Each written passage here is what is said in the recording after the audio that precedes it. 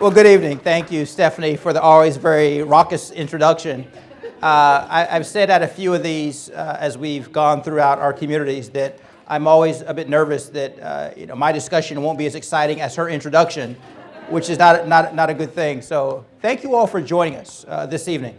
My name is Jay Williams. I have the privilege and the opportunity of serving as the president of the Hartford Foundation for Public Giving, and we are engaged in a 29-town listening tour that we committed to last year to have a conversation and do more listening than talking with each of our 29 communities. And we are absolutely thrilled to be here in Hartford this evening. This is our 15th tour stop in our 20th community. All of these conversations started in January, so we're excited. So before we get started, I'd like to do a couple of housekeeping issues just to ensure that we have a a productive evening. I want to thank Chrysalis Center for hosting us and also providing the catering. Please join me in giving them a hand. So if you have not refreshed yourself, by all means, there were sandwiches and wraps and desserts and water and soda and all sorts of good things out there, so please make use of that. Costanza with Veil Designs is here. I'm always impressed with her ability to capture in real time, the conversation and the energy and the feelings that occur here. So she has been with us for each and every one of our listening sessions, and we appreciate her sharing that talent. And you will, I think, at the end of this, be as impressed as I am with her skills and abilities. Roger from Defining Studios is with us, and will be capturing the event with his photography. We are streaming live on Facebook. That's important with respect to asking you to stand up and wait for the microphone to come, because we want to be able to capture this not only for the live streaming on Facebook, but also for the video recording that we're doing, so we can make sure that we are truly understanding and the feedback and the dialogue that will happen here. So please stand up and wait for the microphone. We will have one of the staff members to come to you and ask your question. We have a lot of people here. We had over 100 people who indicated that they were going to attend this evening, which is one of our largest events, and we certainly appreciate that. That being said, we want to hear from as many people as we absolutely can. So we ask that you keep your comments or your observations concise with respect to allowing us to have as much dialogue with a diverse group of individuals. And I will say that starts with me. So my staff, as kind and gentle as they are, reminded me that with this many people, I need to keep my dialogue short. And I said, well, that's good. And this morning, I came to that realization even before my staff admonished me. So I appreciate them doing that. They are absolutely accurate in doing that. So if we could all be concise and to the point. So we will start with a brief video just to set the context and then get into the dialogue. So, you want to leave a legacy? Why not send me to college? Help me be a better provider. Or help support local programs. At the Hartford Foundation for Public Giving, through your generosity, we make both big and small dreams come true. This isn't just a donation, this is an investment. Through our careful financial stewardship, your money will last forever, helping numerous nonprofit organizations in the 29-town greater Hartford area, changing countless lives along the way. It's a tradition that goes back to 1925. The Hartford Foundation for Public Giving is one of the oldest and largest community foundations in the country. We help donors impact the issues they care about, such as education, health, the arts, economic and community development, early childhood, and more. This is your community, and it's our community too. More than 90 years of experience means we understand the big picture, how different issues connect, and what will be needed in the future. The Hartford Foundation is invested in the vibrancy of every town in Greater Hartford. We award grants, share knowledge and data, influence public policy, host events, and build partnerships. But most importantly, we help people like you make a difference. Whether you want to establish a scholarship, join a giving circle, or start your own donor-advised fund, we are here to help. We'll make sure you reach your philanthropic goals, whatever they may be. The gift you give today will make an impact now and for years to come. It's about making Greater Hartford a better place, and you can make a difference. We promise. So, what will your legacy be? The Hartford Foundation for Public Giving, together for good. We are the community foundation for the greater Hartford region, and as was articulated in the video, we are invested in the well-being and the vibrancy of each of those 29 communities. We are the largest community foundation in the state of Connecticut and one of the largest in the entire country.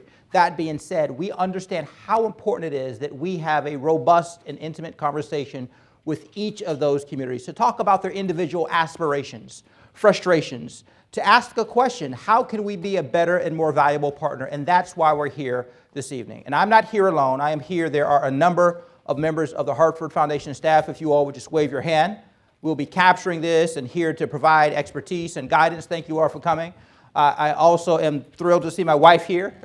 She's not a Hartford Foundation employee, but she's my wife, so thank you all for joining us.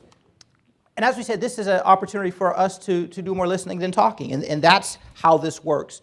Thinking of those questions, things that you love about your community, things that frustrate you, aspirations for the community, how we can be a better partner. And as I said, as I've been saying, that this is about us hearing from you. And so I say what I will say what I say to start each and every one of these. We want you to be candid and frank with us about where we can do better, where we may have come short, and things that we're doing well. We certainly need to hear that too. But it only works if you're willing to share. So it's a big group. It's a robust group. Lots of personalities here. I've never had this problem, but I always say it, that if you don't raise your hand and initiate the conversation, but you make eye contact, I will take that as a sign that you have something to say. So either raise your hand or look away from me, but either way, we're going to have a dialogue. So let me start with this question. How many of you actually are residents of the city of Hartford? We're curious. Wow. Excellent, excellent. And that's important because this is a process that is really going to be driven by the voices of all stakeholders, but it's particularly important that we hear from the residents of each of those communities. So whether you live in Hartford, work in Hartford, play in Hartford, love Hartford, care about Hartford, all of those things are important, but I want to make sure that we absolutely get a good number, as many as we can, voices from those who are residents here, in addition to all of the other stakeholders here. So that being the case, those are our opening questions. What do you love? What frustrates you? What are some of the aspirations? How can we, as a foundation, be a more valuable, impactful partner? Again, the staff is here. We'll answer, we'll address, we'll capture it all, and this is going to help inform our strategic plan that is underway as we speak right now. We are in the third and final year of our current strategic plan, and our next strategic plan is going to be shaped by a lot of what we're hearing, information and data from our stakeholders. So that being the case, we'll open the floor up. Yes, sir. If you can state your name and if you're affiliated with any organization, that too. My name is Lovey Brown. I'm a single father. I'm affiliated with Hartford, with Catholic Charity. I love Richard Sussman too, that's my guy. But anyway, I came to say I'm a single father, so it's a two-part. I know you told me to be brief, but it's a two-part question. I realized I did some research on the schools in the greater Hartford area, and we're funded by our residents. We're handicapped by our residents as well, because I did research on schools outside of Hartford and noticed that some of their after-school programs are funded by their residents. How do we make up that hand? To me, maybe I'm crazy in thinking, but education should be something universal. So that shouldn't be, just because we live in Hartford, we shouldn't be handicapped. And a lot of my personal friends know I get on a bus 2 hours a day to send my son off to a school because I don't want him in Hartford schools because of that handicap, because I want him to have a fair chance. How do we bridge that gap? How do we have either after-school programs, which I know there's no funding for, there's no funding in the Hartford schools. How do we give our kids a fair shot at this? That's my two-part question. Sure. Great question to start. First of all, we couldn't agree with you more that the quality of education that your children and our children are afforded should not be dictated by their zip code, by where they live, whether it's in the city of Hartford. The students in the city of Hartford have the same aspirations and talent as students in any other community across the region. As a matter of fact, President Obama was often fond of saying that talent and ability are generally equally distributed, but opportunity is not. So we agree with you, and that is a place that we have had a significant investment in education and will continue. And not just education in terms of the classroom, which is essential and very critical, but those after-school programs, those wraparound services. So that is an ongoing priority of the foundation, and I appreciate you talking about the challenges that exist in Hartford schools and some of the other inner ring suburb schools, because I think that helps us to validate the strategy and the approach that we're taking of focusing on where those disparities are the greatest and figuring out how we can direct some of our resources and bring other resources to bear on those issues. So thank you very much.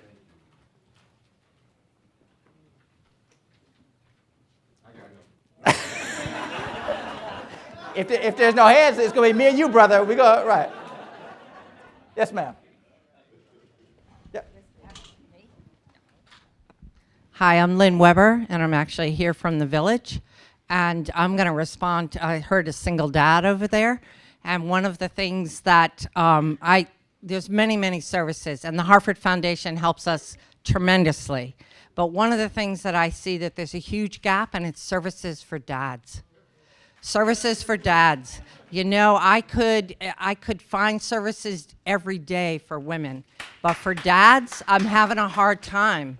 You know, we are now at the village looking at how father-friendly we are, you know, so once I figure that out, then I'm going to be looking for services for these dads, because they're in the last 10 years, I think it has almost doubled the amount of fathers that are getting custody and raising their children.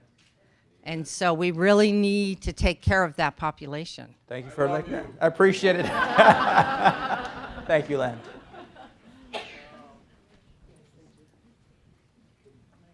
This is a large group. You're way too quiet. Let's get, yes, ma'am. Right there. Oh, thank you. Wait for the mic.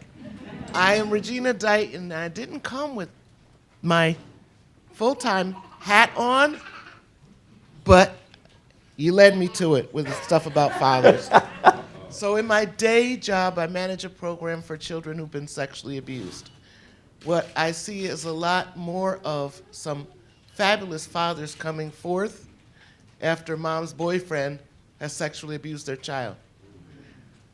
When I start looking for father-specific supports from DCF, that's usually the first one to come in, they've just said over the phone, we don't have it. And part of what is needed is cultivating men to work with men to support those fathers. You know, men respond differently. Not bad, but the first thing you've got to convince daddy is that if you go kill the perpetrator, your child has no one. Right. You know, and so it's a little harder for a woman to do than a man to do. So I just want to say we need to cultivate men. Thank you. Coming into that too. Thank you very much. Yeah. Appreciate it. I saw there was another hand in the back. Right. This gentleman, right. Yep, there you go. Yes, sir. Okay.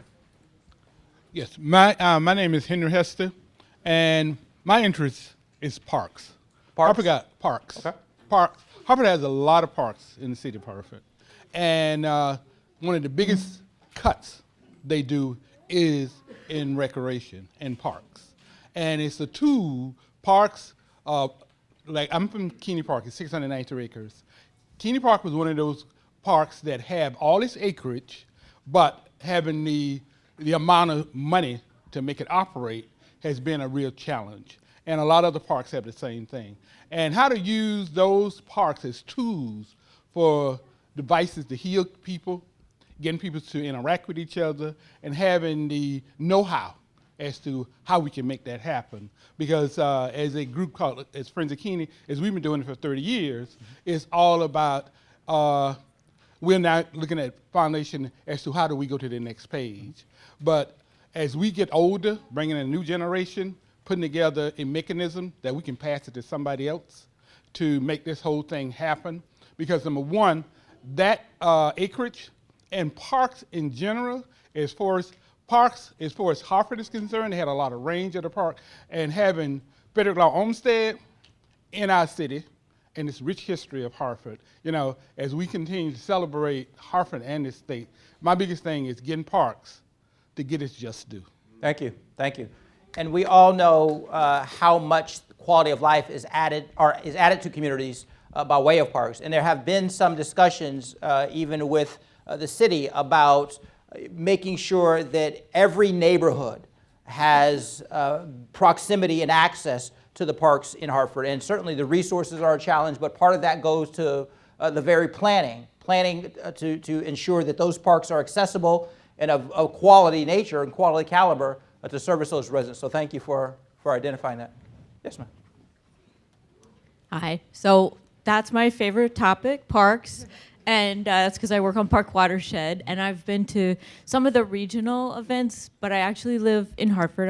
I've lived here for 18 years now, and it's important to add environment to the list of categories that you fund, because right now it's not a category, and the biggest challenge the next generation is going to face is climate change. Within our lifetimes, we'll be seeing 3 months of 90-degree weather, which will dramatically change our ecosystems, everything, our food systems. And we need to get serious about that and create green jobs and invest in people who are going to do that work, who are committed and understand it, who have been working already as volunteers in that area. And to highlight Henry's point, the city of Hartford used to have over 343 paid city workers in our parks. And now we have 18, 7 of which are on disabilities or have I don't know. I just heard that the other day, that it's barely 11. And, people are glad that the yard goats has been successful, but it's really, our taxpayer dollars have been shifted to those types of venues, and we need the foundations and regional communities to understand that our parks and basic services are valuable, as is the watershed. Thank you very much. And we agree, and we have a number of our donors who we work with who have a very specific and intentional focus on the environment, and we know that even with those resources, they need to be leveraged and multiplied. So thank you for sharing that. Yes. My name is Ivan Becker. I came to Hartford in '69 to fill a position that the Hartford Foundation funded for Trinity College. But my concern is for regional cooperation. I see these 29 towns competing for businesses, for tax revenue, and it's counterproductive. So I hope that the foundation can fund more initiatives to bring us together and live together. Thank you. And I'll try to be careful not to show bias toward any ideas by jumping up and down or something, but that is an issue that we have heard. In fact, I was, in terms of some of the an interview I was doing just before we got started, that notion that I learned early on, my wife and I, that when you move to Connecticut, 169 towns, all very proud places, special, and that's a wonderful thing. But that can also be an impediment, because if we continue to divide ourselves or see ourselves by our municipal boundaries or our zip codes or our town names, we're losing sight of opportunities. Economic opportunities, they don't look at borders, and they don't know Tolland from Ellington, from Hartford, from East Hartford. When we talk about environmental issues, the watershed, it runs across multiple communities. So while embracing the livability and the quality of life in individual communities, there's nothing wrong with that. If that's where we stop, and it's an us versus them, you are absolutely right, that we will rise or fall as a region. Economies recognize region, capital recognizes region. The problems, the opiate challenge, that's not a Hartford problem or an Avon problem, that's a national, but certainly a regional problem. So we do think that as a regional foundation that we have the pulpit and that we are asserting that while we are having individual conversations with each of our 29 communities, that we absolutely have an obligation to incentivize, to fund, to convene things that allow us to act and think more along the lines of the region. And it's something that we've heard, and we appreciate that people talk about in one breath the passion that they have for their community, but at the same time say that we understand our place in the larger region, because a stronger Hartford is a stronger Avon, is a stronger Glastonbury, is a stronger East Hartford and Manchester, and vice versa. And the challenges that face Hartford or any other community will never be outrun by a community that says, well, that's just a Hartford problem, or that's just an East Hartford problem. So thank you. And the more we hear that from residents, the more standing and a case that it gives us to make that case, because ultimately it's a message that has to be carried and executed by our elected officials, by our leaders, but we certainly believe, and we're hearing that being validated by citizens, that we have a role in helping to advance that conversation. Thank you.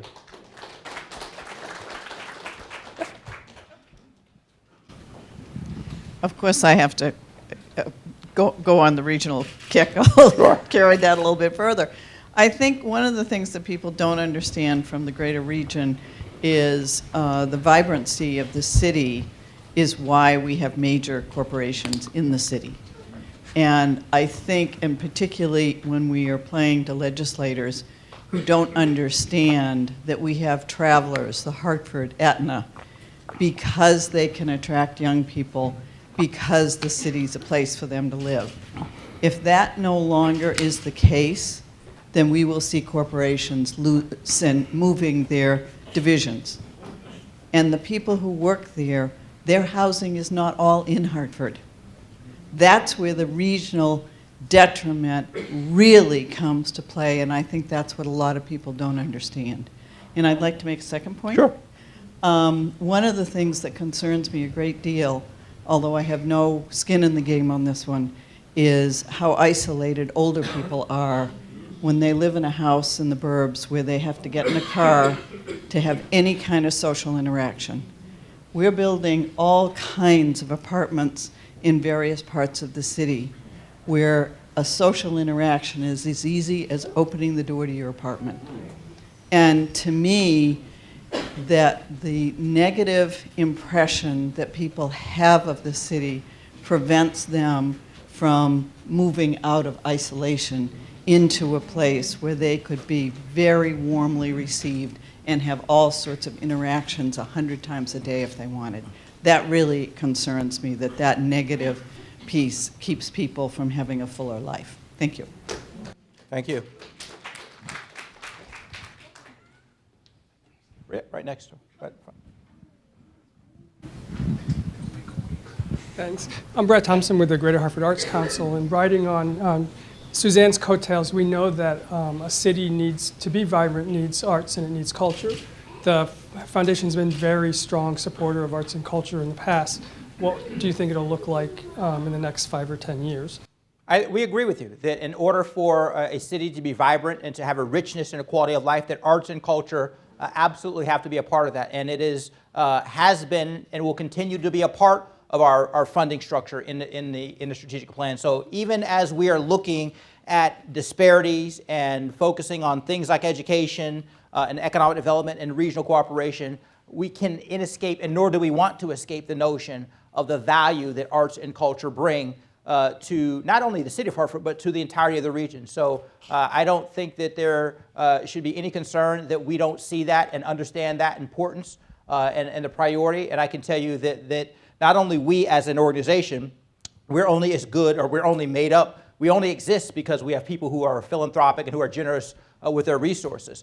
So we as an organization look at it, but we also then work with our donors who have a very specific and intentional focus on arts and culture. So it remains a priority, and we understand, to get to Suzanne's point, that in order to have a city or a region that is appealing, that vibrancy comes in a number of ways, shapes, and form. And arts and culture are also a part of the economic driver of a community. It isn't just, oh, that feels good, that's nice and pretty. There is an economic component of employment, attracting investment, and making the region a desirable place. So thank you for the work there. And we continue to see our partners in the arts and culture community as a critical component of not only our efforts, but the broader efforts to make this a place of high opportunity and desirability. Let me come get some new people. Okay. Okay, got your other hand. Yes. Jay, thank you so much for this conversation. Brandon McGee, resident here in Hartford. I have to and my hair model. That's where I'm aspiring to get. I had to put that in there. I'm aspiring to get where Brandon is. Right? I'll have to charge you. But the work that the foundation has done around housing, arts and culture, job awareness and creation for many people of all sectors in life, but specifically around reentry, the foundation has been at the forefront of the conversation and putting money where your mouths are to really support the population. But to take it a step further, when we talk about innovation, we talk about being nimble and just going all in and being bold. Mm-hmm. Really think about, in all of our neighborhoods in the greater Hartford region, places where people who are coming home, they've done their time, could go and live productive lives. In addition to that, economic development in some of our smaller neighborhoods, downtown thriving, I love it. I want it to thrive. But there are other neighborhoods that I think we could invest some time, some creative minds and abilities that our young people, and even not so young, could add value to many of the communities. So I know you have some smart people, researchers who could help out with that, but that would be really cool moving forward, I think. Thank you. And you mentioned a couple of key attributes or adjectives that we want to be embracing, that we want to be known by. When you talked about the creativity, innovation, and being nimble, and trying new things. That is absolutely a part of the ethos that we are seeking to create, that we have an immense amount of talent within the foundation. Our staff and the team members, our colleagues, are our most valuable resources. So to unleash that energy and that creativity in ways that are much different.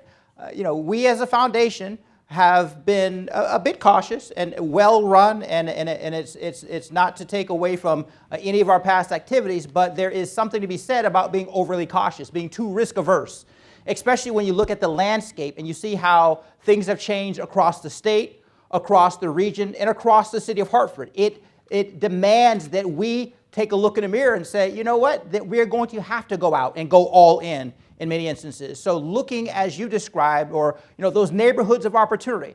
I in my previous life was a mayor of a city much like Hartford, so understand the tug and the pull between sort of downtown and the neighborhoods, and it's just this natural tension. But I can tell you that we very much embrace this notion of those neighborhoods of opportunity where with some financial resources and some collaboration and some innovative thinking and some, the not the usual suspects at the table, to bring a sense of vibrancy and to try something new and to try something different. So we are absolutely committed to that, and not just word, but in deed and in investment. So you will see that reflected in our activities and in some of the things that we are excited about getting into later on this year and over the next several years, about taking those opportunities, investing those opportunities, and seeing what sprouts, knowing that it's not all going to work. We're never going to be reckless. But we're going to maintain the good stewardship that our donors expect of us. But at the same time, we know that if we're going to be impactful, if we're going to see the change that is well-deserved amongst the neighborhoods and the residents of our communities, and right now we're talking particularly about Hartford, that requires us to get out of our comfort zone and to do some things differently. And I had one of my former staff members back in Youngstown when I was mayor said, Mayor, if you want to make an omelet, you got to break some eggs. So you got to mix things up a little bit, and it's a little bit messy. But I appreciate you, and I can tell you, us hearing that is validating, because it is new and it's uncomfortable and we struggle with it. But hearing that from our stakeholders is something that is very reaffirming to us. So thank you. Yes, sir.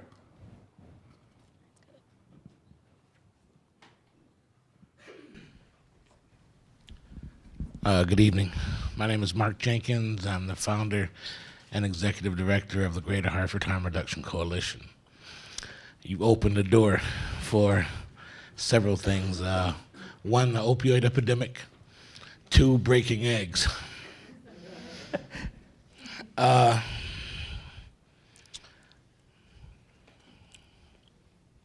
We, as a young organization, have been on the forefront of bringing some public health responses to this opioid epidemic. Over the past 2.5 years, we've dispensed over $4 million worth of medication. Yet our income is not sufficient enough to qualify to go after sufficient funds through the foundation.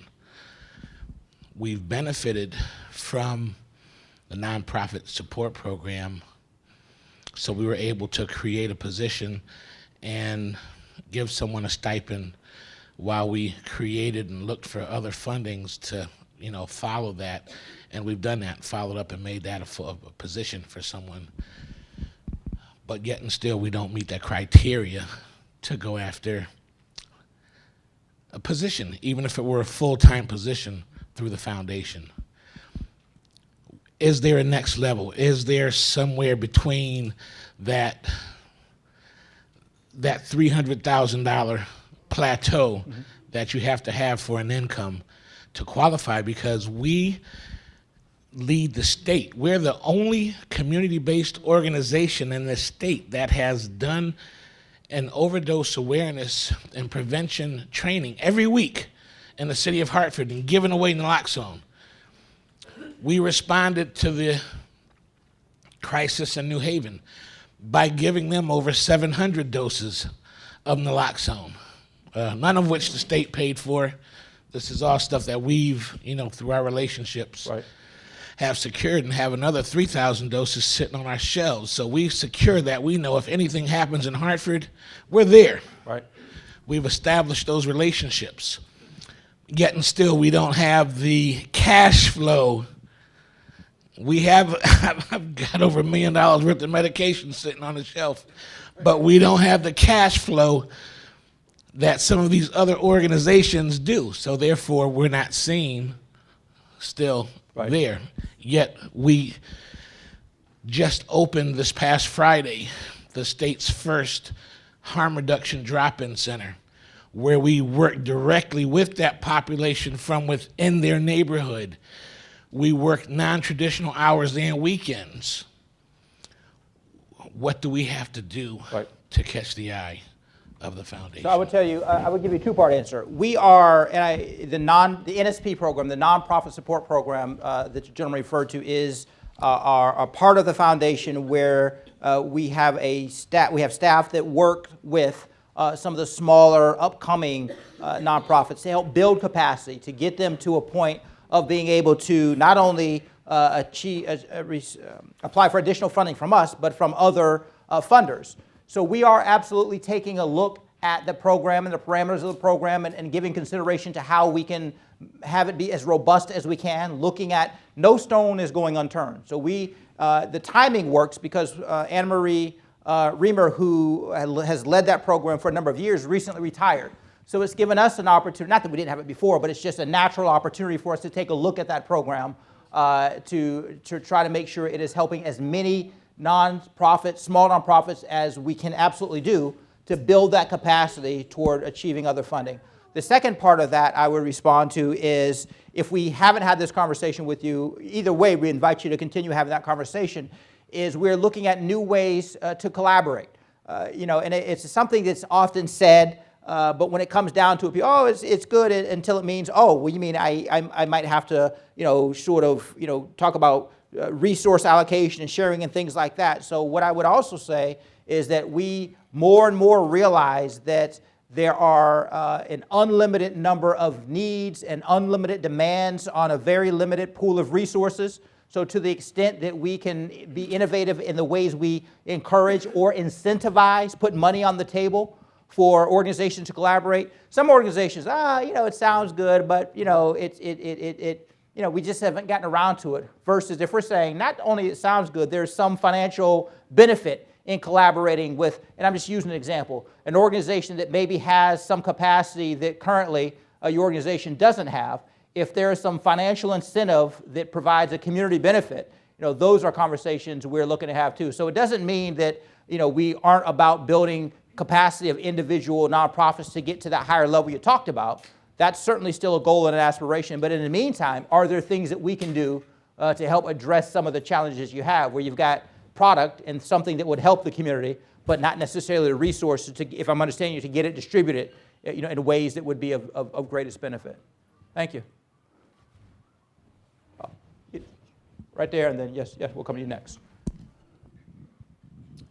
Hi, Jay. Hi. Richard Sugarman, Hartford Promise. So I just want to focus a little bit on maybe both ends of the spectrum. There's been a lot of focus and resources put on early childhood education by the Hartford Foundation for many, many, many years, as it should be. I think the other end of the spectrum in terms of college and opening the doors to all the possibilities that college, and we know that college is a requirement if we're going to have, I mean, it ties together economic development, it ties together aspirations and ambitions of Harvard, it ties together neighborhoods, becoming robust places. It ties together all of that. I don't think there's been enough attention on not only helping kids to college, but helping kids be successful in college and then be part of a more talented Hartford regional workforce. So I would just put in a word for more attention and more focus on that end of the spectrum. Sure, and I would expand that a little bit. So I would say, if you wouldn't mind, college and other post-secondary opportunities, because not everyone is going to go to college for a variety of reasons. Some people aren't inclined, finance choices. So what we want to do is that we realize in this economy, 50 years ago, you had a high school diploma or just a good work ethic, that was sufficient. We have moved now well beyond that, where a high school diploma is an absolute minimum, and it's still, you find yourself, sometimes with opportunities that you still want to aspire to. So post-secondary training, which is inclusive of college, are 2-year and 4-year colleges, but it also recognizes vocational training that teaches people skills that are in demand right now here in Hartford, in the region, and the state of Connecticut, and across the country, for not just jobs, but careers that pay very good benefits, very good wages and very good benefits. So I agree with you, but I would just want to not exclusively, for those that for any number of reasons are choosing or aren't going to go to college, but that they still find themselves with the attention and the resources to get that post-secondary training. And you're also right, because again, here is where we sort of open the curtains a little bit from what we're doing. We have had a lot of focus on education, a lot of focus on early college, but internally we've always kind of looked at, we've had education and early childhood, and we've kind of looked at scholarships kind of over here. We've got a scholarship program that is, served the community well, but we not only want to look at increasing the resources, but how do we connect that so it's not sitting sort of over here in the corner, but that it's a part of how we're looking at our investment in education. So you're absolutely right, and thank you for pointing that out, and for the work that you do, and so many others in that field and in that area. Yes, sir. Howard Garval, retired executive.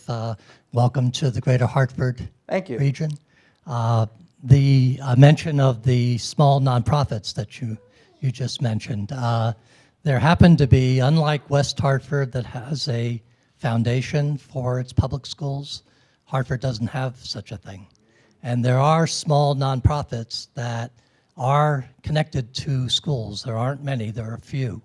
And they're trying to support those public schools. So my thought is, why not have more support for those small nonprofits, maybe help other schools develop small nonprofits for either volunteering, fundraising, that type of thing, and really support more of the kids in the Hartford Public Schools. Sure, I appreciate that. On a regular basis, we meet, we've had a long-standing relationship with investments in education, and particularly with the Hartford City School District, Hartford Public School District. So our educational team that is under Judy Rossi Battle, who is our Senior Vice President of Community Investments, is engaged, and I, on a monthly basis, meet with Dr. Leslie Torres Rodriguez, and we're having a discussion about how an existing program that's called the Hartford Partnership for Student Success. This is why you need a staff who is brighter than you are. Hartford Partnership for Student Success that has served a critical role in advancing community schools and partnerships can perhaps evolve to address some of those issues that you talked about. And again, I don't want to get ahead of the superintendent, but I can tell you that we recognize that, like you said, there needs to be an organization that helps to facilitate, when I say not just one, but this is a particular organization that helps to facilitate those connections and those partnerships to other nonprofits, because at the end of the day, we, whether it's a good thing or bad thing, we have to have our schools do the core education, but we know that there are so many other needs. I mean, there are social, emotional needs, and our schools now sometimes have to be the place where kids or students are getting their medical care or their dental care, or the mental health that they need, or helping sometimes the parents with some of their issues. So our schools are becoming almost this hub of activity, which isn't necessarily a bad thing. We never want to get away from the core of the learning education that they do, but it has become a necessity. So to that end, we are having those conversations, and we've said to the superintendent, we are here to serve. If the model and the approach that we have been using has served its time and needs to be blown up or started over or recast, we're absolutely here to do that. So I again appreciate that being shared as we're having these conversations that you all haven't been privy to, but it's good that we're hearing sort of the conversations we're having are being validated by what we're hearing from the stakeholders, which is an essential part of putting together this next strategic plan, to know that we didn't think of it in a vacuum or sort of just thought it was a good idea, and it's been actually things that we've heard and engaged with the community. Yes. Ted Carroll, a Woodland Street resident and with Leadership Greater Hartford. When I reviewed the current strategic plan, I was disappointed that there was really very little to any reference to economic development at all. My suspicion is the appointment of you as president of Hartford Foundation signals a direction to move in that direction. And I think that's good. And it may even be the overarching issue. I find myself more and more agreeing with a lot of my conservative friends who believe that the best social service program is a job. And so when we're talking about economic development, it's really got to be inclusive economic development, not just growth for growth's sake that benefits a few large businesses or a few wealthy people, but done in a way where everyone who lives and works here can benefit. So I just want to reaffirm where I think the foundation and you yourself might be leaning anyway, because it really was absent from the current plan, and maybe even economic development could be the overarching theme, because everything else, whether it be education or parks or art and culture, or one of my favorite issues is citizen engagement in our neighborhoods, all of that can fuel economic growth. But that ought to be the end point, it seems to me, where everybody who wants a job can get a job. And so a suggestion that we move forcefully in that direction. Well, I appreciate, without getting myself in trouble getting ahead of our board, I can tell you that you will not be disappointed when you read the next strategic plan, whatever hint that leads you to when it comes to that particular issue. And you also illuminated another one of the characteristics of this plan. Not that it wasn't a characteristic of previous plans, but we are looking at these areas and how they're interrelated. You're right, economic development isn't separate from education or isn't separate from community safety. Economic development isn't separate from career pathways or arts and culture. They are all interrelated. And to the extent that we look at that in our in the strategic plan that we're putting together, that's where we're trying to, in fact, we went through this exercise just a little bit, the staff, early this morning, of where are strategies that we can deploy that cut across some of these areas. So community safety, education, early childhood, career pathways, all these things. There are certain strategies that aren't unique to a particular area, and this is forcing us as an organization to come out of our silos.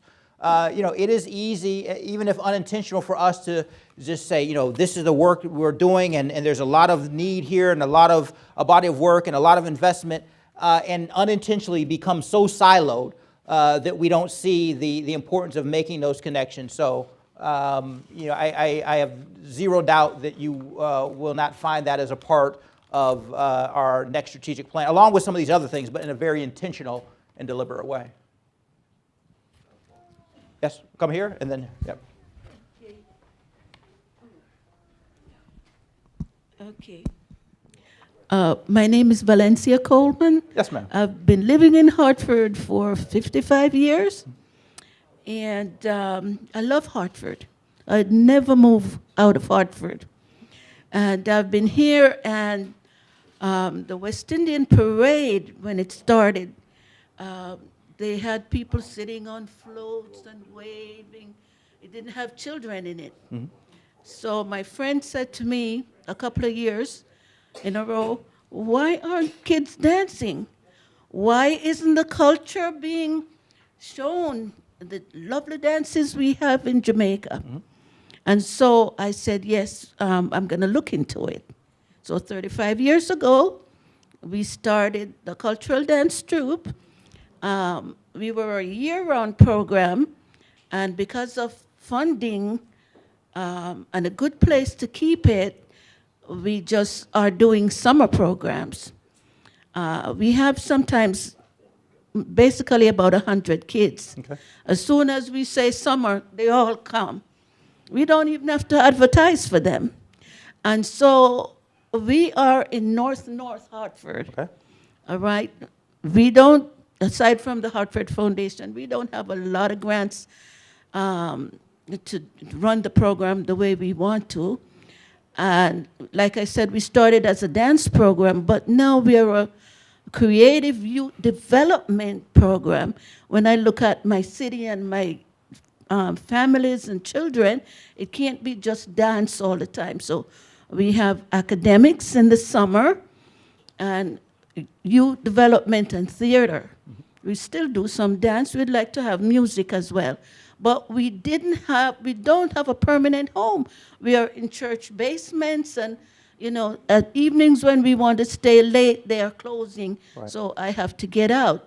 So this summer we found a lovely place, and I have dreams that that little corner is going to be vibrant and running around with kids, and they are great artists.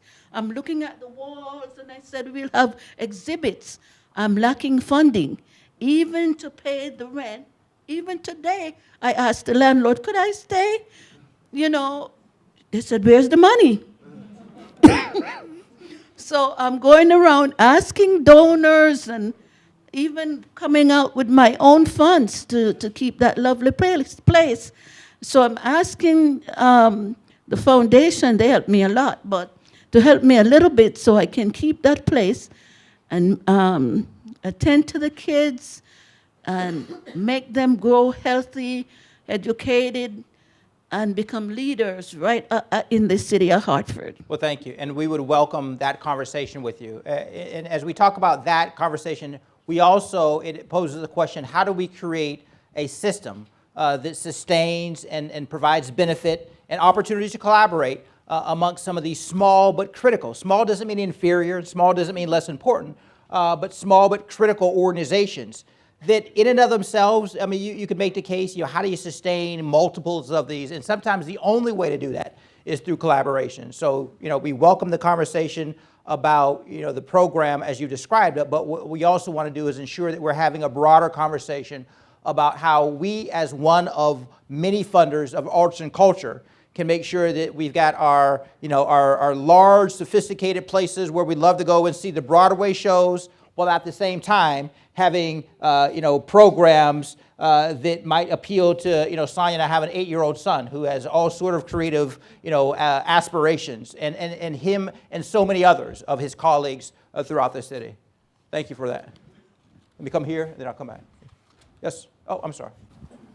Hi, Jeannie Webb. I'm a West End resident, and there's two things that I think are really important. One is for young people of all the towns in the regions, programs that these young people can get together, get to know each other, make friendships, because I was very lucky as a child. I had a music teacher that took me into the North End of Hartford, and we had a singing group, And that was like a life-changing moment for me.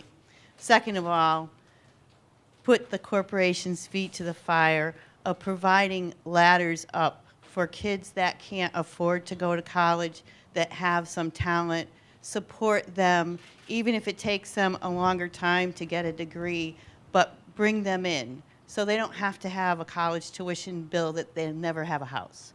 So those are my two Thank big you. issues. I appreciate it. Let's come on. You still sing? No, I don't sing. Yes, sir. Yes, sir. Thank you. My name is David Monroe, and 30-year veteran of public school education in Hartford, 10 years adjunct professor at the community college at Eastern. My primary concern is the fact that collaboration is key. However, we know that there is an achievement gap in spite of all the nuances of magnet schools and charter schools and what have you. If we're still suffering with a 2.5 year below gap, deficient gap in literacy and also in numeracy, then that approach hasn't been the solution. I've always been in the classroom as well as outside the classroom, a strong believer in one basic concept. Parent participation affects student achievement. Okay? There's no getting around that. With the new organizational structure of the public school in the greater Hartford area, parents who send their children to school often may be across town, 5 miles away or what have you. That limits their participation. So we know that that has not been the viable solution. We do know that from the federal government that if a child has a free lunch or a reduced lunch, there's such a thing as called Chapter 1, Title 1 funding that travels with that child. With that commitment of receiving those funds, which shouldn't go in the general budget, it was designated specifically to show that you have a district PAC in each individual school, regional school, and then citywide. For some reason, that's been lost. The funds are still coming, but the actual participation and the organizational structure of it is dead. I spent 17 years over summers helping enrich parents on their roles to become advocacy and how to understand some of this jargon that most of them, it's over their heads.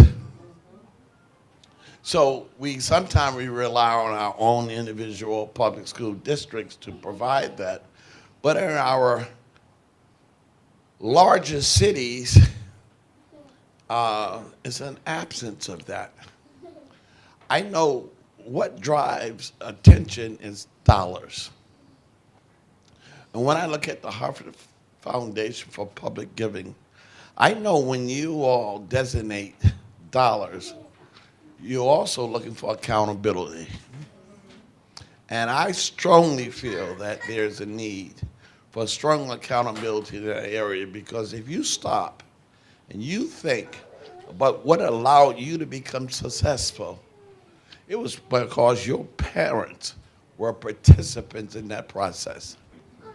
And I would just like to echo some of the other voices perhaps who have spoken to this. There's all sorts of strategies that can be done, enrichment programs after school, before school or whatever, but there's a greater need. Dollars drive accountability, and they need, without question, is heightened versus lessened. Thank you. Okay? We agree, and we'll continue to, some of the ways that we'll come right here next. Some of the ways that has been demonstrated is through our investments in family and school community partnerships. There was an organization that I had a conversation with, Hartford Parent University, that is about, right there, see? The conversations that I had, this was months ago, not even knowing that we had this conversation here, about that advocacy and how important it is for parents to be, equipped and educated. And it doesn't mean that they're uneducated, but to understand the jargon and the lingo and how to advocate for your child. Something that, again, Sonia and I, have to do for our own son. And it's a learning experience for both of us who, are blessed to be college graduates and have lots of, support, but we still find it challenging. So to that extent, you're absolutely right, and we will continue to see that as a priority. Thank you, Dr. Williams, President Williams. Sorry. My name is Ronnie Busjet, and I am with one of the family centers, the Southside Family Center. And Miss Valencia Coleman, we have space. Mr.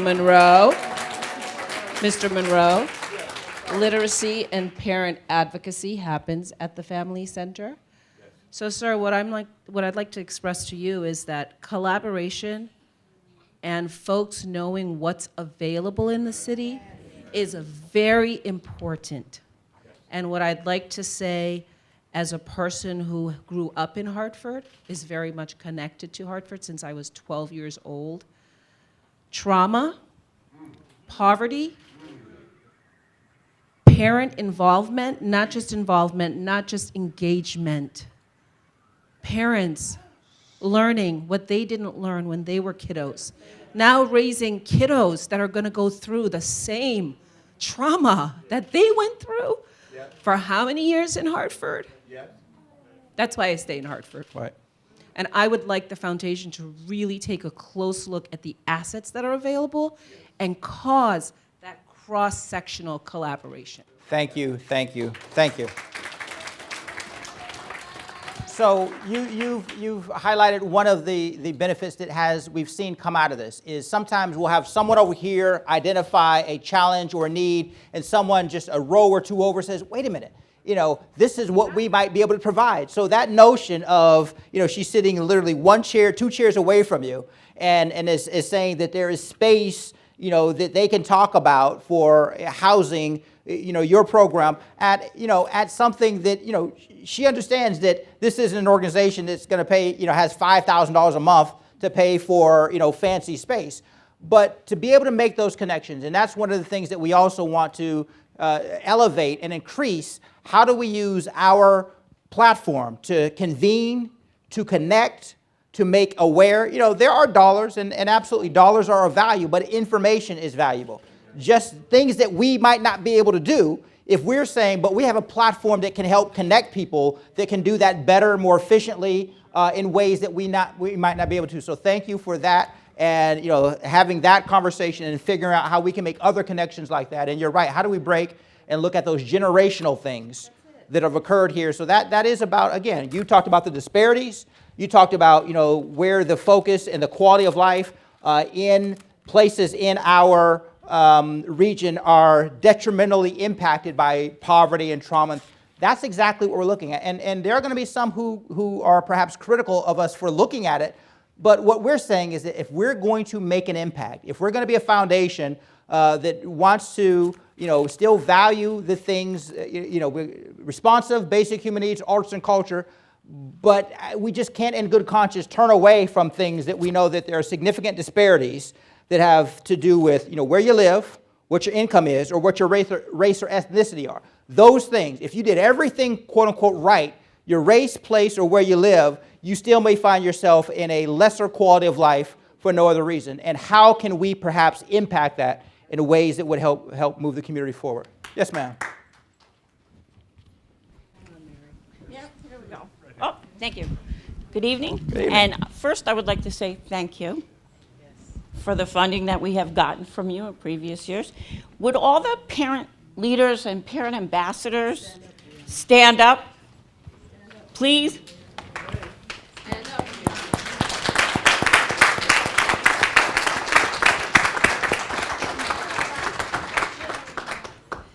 What's missing here with the part you're talking about education, you're talking about a little later in college, and that's okay.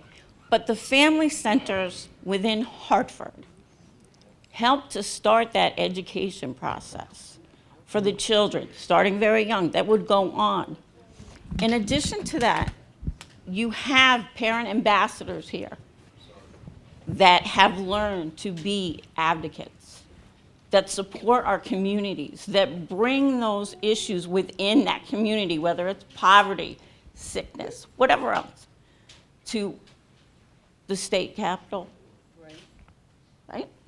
The other part about it is there's a demographic that's happening here, and you spoke about the fact that schools are now having to provide medical care and dental care.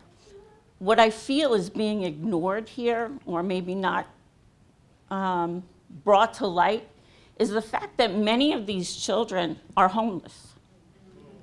They're living in cars. They're being brought to a bus stop so that they can go to school. But they have no real place to sleep, no place to study.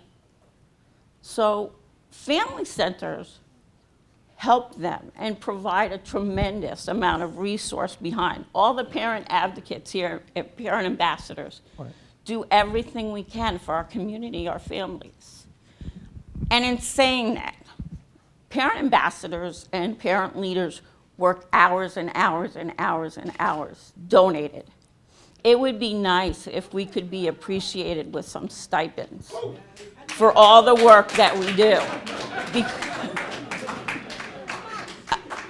I mean, for me alone, I just recently became a part of Catholic Charities part-time. Prior to that, for months, I gave 40 hours a week, volunteer, expected absolutely nothing.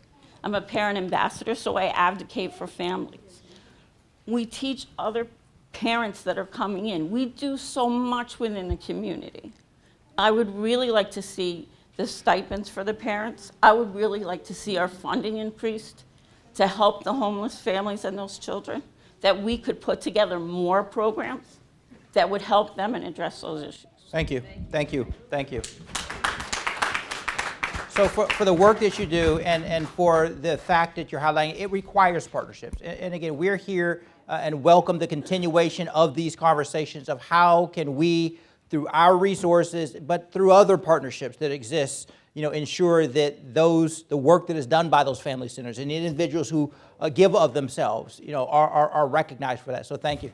Let me make sure that we get some voices that we have not gotten. I see some hands that have spoken before, and I appreciate that, but I want to, again, make sure that we are getting as many people as we can. Senator McCrory. Turn me off. Oh, Jay, thank you for having this listening tour in Hartford. I came to listen also, but I will say real quickly, I would like to sit down with you because there's ways that we can partner from the state level. Many times when resources are available, they are always ask for matching funds. Sure. So there are things that we can do to help our city. Many of the issues that we're talking about here are issues that we talk about at the state capitol. So I would definitely like to sit down, our schedule, so we can be specific about certain of the things that we really want to attach. And lastly, I want to thank publicly Mr. Monroe. He was my 6th grade teacher. And it's because of him I am the person that I am. And I thank you for all you did for me, and I love you very much. Thank you for all the work you did. You're a great educator. And you're one of the reasons why I became an educator, truthfully. So thank you very much. And I'll be in touch with you soon. Look forward to it. Thank you. So again, voices we haven't gotten. I saw it right here. Then we'll come to you. Thank you. Carol Johnson from Curate. I'm glad the conversation has circled back to education and parents. And First Dad, where's First Dad over here? He left? Yeah, well, he mentioned that he sent his child out of Hartford because he wants the best education. He seems to be involved in his education. Then Mr. Monroe, you mentioned that parents, the other side of the spectrum, they're not involved, they're not participating, and because they don't know how. And one thing that concerns me is the thinking or the myth among some parents that by sending my child out of Hartford to a suburban school, to wherever, that's good enough.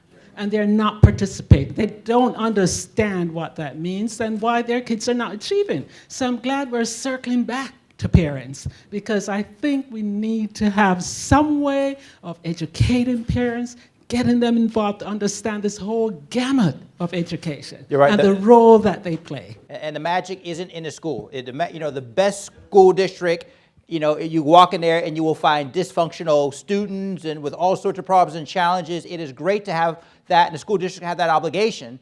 But you're absolutely right. It's the engagement by parents or guardians and others that ultimately, and we've seen, examples of high-performing, high-poverty school districts. So it's not even a notion of always, a school district that is wealthy in dollars. I mean, that's nice, and we want that. But there are examples of school districts that are in high-poverty areas that are still high-performing school districts, and it comes down to that engagement that you spoke of. Yes, ma'am. I just wanted to make mention of the Hartford Public Libraries. And in our communities, as everyone knows, we had to shut down a few libraries. Every community should have a library. And we don't, and some of our communities are really suffering.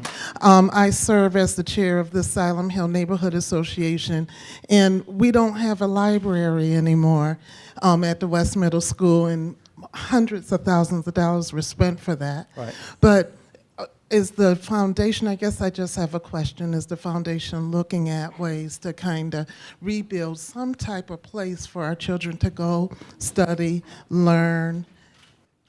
We're looking at, and I'll be candid, it is something that we have to look at as a part of a larger collaboration, because in and of ourselves, and I came about the time that the library closing was announced, knowing how difficult that was. Coming from a city that, we saw schools close and libraries close because of the population contraction, because of the lack of resources, and it is, a difficult but sometimes a necessary for the survival of the organization. So, our position is, how can we, look and collaborate in ways? I would be disingenuous to tell you that we're going to, fund the opening of the Silent Hill Library, and I know that's not what you're asking, but we do think it's essential that students and families and kids have a place that provide, those types of resources and activities and a space to meet. So to the extent that, we can be or either facilitate or convene and look to perhaps, utilize resources to bring that about, so that, back in the day it was like, it was a 5-minute walk. So maybe now it's not the library that's exactly right where it was 50 years ago, but still, is it accessible to families, within those neighborhoods? So that's an important part of that, and we would welcome, the opportunity to be a part of that conversation. Yes, ma'am. Our HPU, yes. Hi, I'm Shaun Robinson. I'm from Hartford Parent University. I joined them about 4 years ago. I'm a graduate from Hartford Parent University as well. But what we do, I think we may be the only parent university that we train our parents in education and how to advocate for their children's education, their rights. We teach them how to speak publicly and go up to the state level at the State Board of Education meetings to fight for what they need. We also, they go through a 10-step course that we offer to the parents. They graduate, and we hire those same parents back, and they get paid a stipend. We do ask for different funding from different places so we could keep hiring our parents that go through our program only parents. So I think we might be the only entity that's hiring back our own parents. But we also offer a program at Buckley where we give the parents, if we give them a class about student-centered learning, and you get a free Chromebook, and all you have to do is come. And so the services, we're out here trying to get the parents in, so it's available. So we've got about 5 minutes. I want to get as many new voices. Yes, right next to her. Okay. Hello, everyone. My name is Natalia Anglaise. So many different issues. I advocate for education here in Hartford. I just want to echo what Ms. LaShawn said. As a parent, navigating the educational system is a real, I don't know what's the adjective, but it is a tough thing to do. I have, you know, I feel a little bit jealous every time I hear people say, I've lived in Hartford 32 years and 20 years. I'm in Hartford 4 years now. I've been in Hartford, I moved to Hartford in 2014. And through that short space of time, I have had the privilege of being engaged with many of our community partners. The Christian Activities Council, Hartford Parent University, the West Indian Foundation, Hartford Communities That Cares, and I need a twin because I can't keep up. I just want to really say, sincerely from my heart, that Hartford Parent University is a solution for a lot of the problems we are facing in education. Mr. Williams, every time I say Hartford Parent University, I get stares, I get shakes, I get smirks. What they're doing is empowering parents, and we should not be afraid of that. The Board of Ed is asking us to hold them accountable without showing us how to hold them accountable. And this is what Hartford Parent University does. It takes a parent who knows nothing, teaches student-centered learning, the policy around bullying, give us information on how to read our test scores. You know, it's a broad spectrum of information that they just feed into the parents so that we in turn could go and say, Miss Superintendent, Mr. Chairman of the board, this is what is happening. And based on my training from HPU, this is what the law says. And so then we are hoping that you will, you know, make the necessary changes. Ms. LaShawn here, she wouldn't speak about her situation. And I'm going to go right up in there because this is what I do. I shoot straight every time. We have in Hartford schools with available seats, which our children cannot access because of that ratio, that quota, how much whites to how much blacks. Listen, I'm a Caribbean woman. We got about 3 minutes. I want to make sure time to share with others. I'm going to be done. Okay. What I am saying is that collaboration is necessary. We need to bring all the different entities to the table if we intend to fix education. And that's what I would like to know, if you could facilitate this, because I have been running from community organization to community organization, and I'm running around in circles. We all operate in silos. We need some forum where we could really collaborate and make things happen. Thank you very much. Absolutely. Thank you very much. Let's come over here and then we'll come back. Yes, ma'am. Jennifer. Oh, I'm sorry. I'm sorry. She was already standing. Yeah, go ahead. And then we'll come to Jennifer. Right. My name is Angela Harris. I'm the North Hartford Promise Zone resident liaison on the health initiative. And for those that don't know, the North Hartford Promise Zone is comprised of the Upper Albany, Northeast, and Clay Arsenal neighborhoods in the North End. We're currently in an initiative to take our Diamond in the Rough, the Parker Memorial Community Center, and have that be a home for various nonprofits and community-based organizations to provide resources for the community.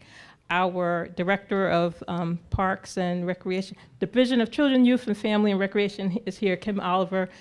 The building is under her umbrella, but we are looking to make sure that we use that resource and have kids have a safe space in a convenient place. One of the things, I just left the Albany branch of the Hartford Public Library, and there had to be 150 to 200 kids there after school. There are not enough safe places for our kids to go. In addition, we have a need to have our educators, our librarians, any person that comes in contact with our children to be trauma informed and know how to recognize and deal with kids who have experienced trauma, whether it be coming home from school and seeing someone overdose from an opioid, or being witness to domestic violence, to gun violence. The violence is a public health issue, and unless we deal with it in different ways, it's not going away. And our kids are going to perpetuate some of those same tendencies. So I would implore you to look at supporting the work that we're doing in our neighborhoods and Parker Memorial, and to bring the resources to bear, because the federal designations, we have 2 now from the Housing and Urban Development. One is the Promise Zone, and one is the Envision Center for Parker Memorial. Both of those don't come with a checkbook attached. There's no money, it's just a designation to get extra points. If you apply for a federal grant and get it, you might get extra brownie points because you've been designated as such. So any help that you all can give us in this effort would be greatly appreciated. So we again, the relationship that we've had that's existed with the family centers, Parker and so many of the others, we are looking to build on those and figure out how to make those more dynamic as we go forward in the next strategic plan. So we welcome, the continuation of that conversation and bringing to us new thoughts and ideas of how we could do just that. So thank you very much. So I said we would come to Jennifer. Unfortunately, this will have to be our last comment. We as a staff can stay here, but we want to be very respectful of your time, knowing that this is an ongoing conversation. So don't think that this is a one and done, because by no means is that the case. Jennifer? Jennifer Cassidy from the Asylum Hill neighborhood, just over the tracks, actually. We are a very needy neighborhood, and we're even more greatly needy because when we were getting immigrants, we were a settlement area for a lot of immigrants in the neighborhood. So a lot of people need jobs. And several years ago, one of the corporations hired an immigrant for a security job, and I mentioned it to a corporate, executive.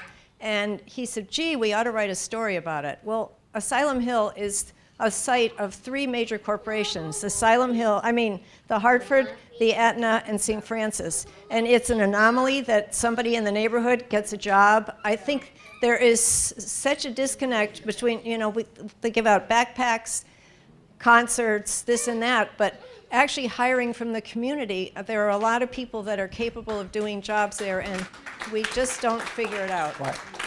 Well, thank you. And again, there are probably multiple models, but there is a model that we are working with, SINA, the Southside Institutional Neighborhood Alliance. Is that what it is? As just one example of, and that one happens to be Trinity College, Hartford Hospital, and CCMC, who are very much dedicated. I see, without my staff, you guys clearly, who are, have taken that up to provide opportunities for neighborhood residents to be employed, in living wage jobs at those institutions, that are incentivizing their employees to purchase homes, in that neighborhood, that are building those relationships, those coalitions. And here's an example of something that's working. How can we perhaps replicate that in other areas of the city of Hartford and in other areas of the community? So thank you very much. So on that note, we have, thank you, Nancy. There's a card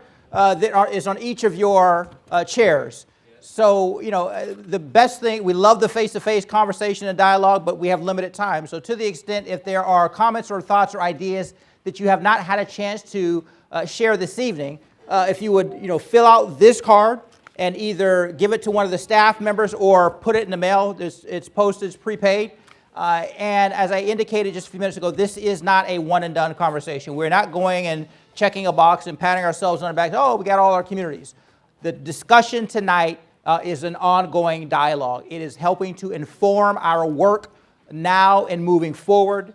You are all going to be invited to our annual event on November 15th, entitled Greater Together, where you will hear and see a lot of what has been discussed in these dialogues and how that's going to inform our next strategic plan. So thank you all for your time. We don't take for granted you came and shared this evening after a long day of work or family or school or volunteering or all the obligations that you have. There's probably still some refreshments left. The staff and I certainly appreciate you all being here, and we look forward to an ongoing conversation. Thank you very much.